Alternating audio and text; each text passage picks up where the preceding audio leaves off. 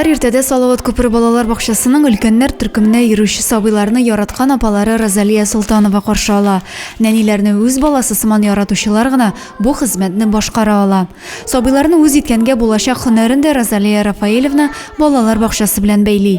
Кичкенәдән тәрбияче булу хыялы аны Минзәлә педагогика күллиятенә алып килә.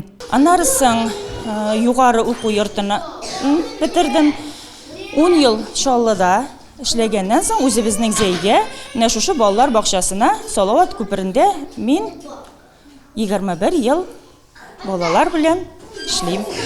14 баланың һәр кайсына аерым игътибар биреп, яратып, кызым, улым дип эндәшә ул. Розалия Рафаил кызы 21 ел инде Салават күперендә тәрбияче булып хезмәт куя. Татар теленә карата хөрмәтне дә кичкенәдән балалар күңелендә ул тәрбияли. Безнең группада татар теленә бик зур игътибар бирелә. Biz bu балаларны мин беренче кичкенәләр төркеменнән үк алдым һәм шул көннән башлап мин балалар белән татарча сөйләшергә тырышам. Гел елмаеп торучы, һәркемгә дустана мөнәсәбәтле, ярдәмчел тәрбиячене коллективта да хөрмәт итәләр. Алар һөнәри бәйрәмнәре көнендә эштә, яраткан балалары янында, авыр һәм җаваплы хезмәтләрендә без дә уңышлар телибез. Адилия Борханова, Юлия Казамарова, Зей хәбәрләре.